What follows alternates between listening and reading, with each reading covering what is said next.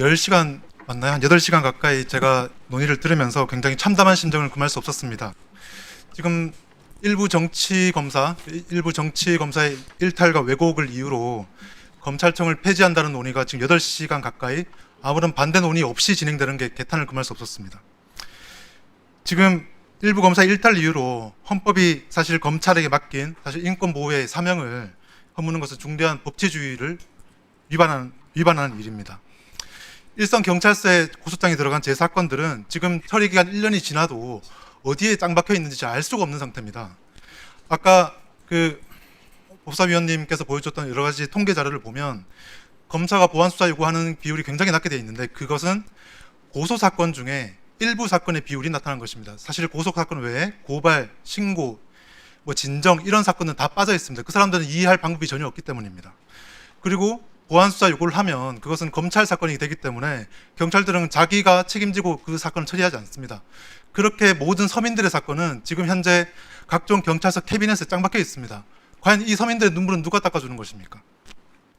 대법원은 2010년 10월 28일 선고 2008도 11999 사건에서 인권 침해 소지가 가장 많은 수사 분야에서 국민의 인권과 자유를 보호하기 위해 우리 헌법과 법률은 검사 제도를 두어 검사에게 준사법기관으로서의 지위를 부여하고 철저한 신분 보장과 공익의 대변자로서 객관 의무를 지어 사법경찰 관리에 대한 수사에 대한 지휘와 감독을 맡게 했다고 판시하고 있습니다.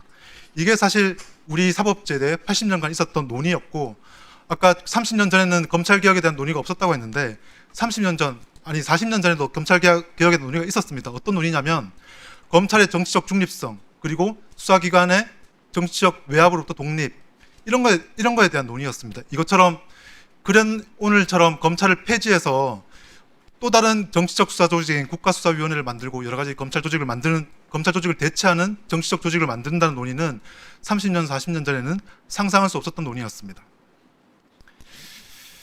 국가수사위원회법 제4조를 보면 국가수사위원회 위원은 국회가 4명, 대통령이 4명, 그리고 대통령이 사실상 지명할 수 있는 위원추천위원회가 추천하는 3명으로 구성되어 있습니다. 만약 국회가 지금처럼 여대 야소 상황일 경우에는 국회 4명, 대통령 4명, 그리고 위원추천위원회 3명 모두 여당 편향으로 구성될 수 있는 조직입니다. 문제는 국가수사위원회는 국민 주권주의를 위한 수사 절차를 위한 조직입니다. 그래서 향후에 국민적 선택을 받은 유명한 정치인이나 아니면 특정한 유명인에 대해서는 더 이상 수사를 못하게 막을 수 있는 기관이 설립되는 것입니다. 이에 대한 어떠한 논의도 지금 없는 것은 개탄스러운 일입니다. 그리고 지금 이의신청 절차가 2021년 형소법 개정 이후로 들어왔는데요. 이의신청 절차 때문에 사실 서민들의 그런 소송 비용은 굉장히 늘어났는데 이게 더 많이 한 2~3배 정도 더 늘어날 가능성이 있습니다.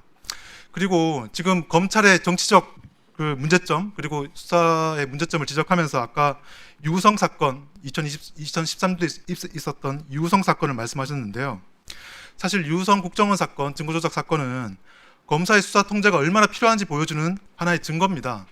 그때 있었던 유우성의 그 증거조작은 검사가 아니라 국정원 수사관들이 주도해서 했던 것이고 검사가 파견된 검사 한두 명 정도가 그 사건에 관여돼 있거나 아니면 그 제대로 파악하지 못해서 통제를 못한 사건입니다.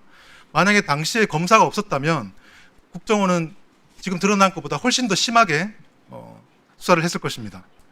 당시 국정원 수사관들은 특별사법경찰관리였는데 이 특별사법경찰관리에 대한 수사 지휘권을 다 폐지한다고 하면 2013년도에 있었던 증거조작 사건이 경찰에서 일어나지 않을 법은 없을 것입니다.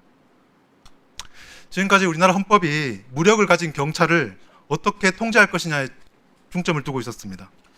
지금까지는 검사에게 그 역할을 두었는데 검찰이 폐지된다면 앞으로 1960년에 있었던 김주열 사건 그리고 1987년에 있었던 박종철 사건 모두 다 경찰에 의해서 벌어진 사건입니다.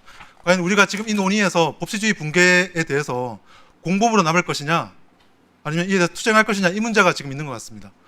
제발 국회에서 이런 논의를 제발 중단하시고 검찰청 폐지에 대해서는 반성이 필요할 시점이라고 생각됩니다. 검사는 남아요. 검사들이 네. 일해요. 걱정 마세요. 우리 정재기 변호사님 진짜 장시간 말씀을 안 하시고 기다리셔서 1분 내외로 마무리 발언해달라는 시간을 훌쩍 넘었어도 따로 제지하진 않았습니다. 곽규택 의원님이 추천해서 오신 참고인으로 알고 있습니다.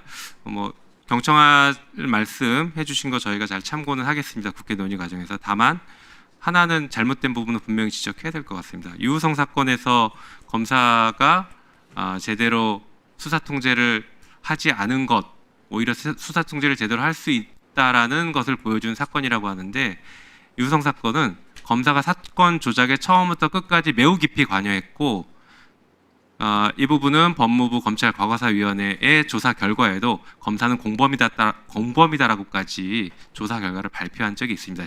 심지어 그 국경 출입국 기록을 조작할 때 있어서 그 과정에서 담당 검사가 국정원 직원에게 5천만 원이 들어도 좋으니 가져와라 이렇게 지시했다라고 폭로까지 됐습니다. 그리고 국정원 직원들이 증거 조작 사건으로 처벌받을 때 검사가 더 나쁜데 왜 검사는 기소하지 않고 우리만 기소하느냐고 항의까지 했던 사건입니다. 그래서 사실관계가 틀렸다는 것을 지적 들어가십시오. 발언 기회 드리지 않습니다. 사실관계만 제가 바로잡습니다. 네, 다음으로 잠깐만요. 김광민 변호사님 발언해 주십시오. 마무리 발언해 주십시오. 그리고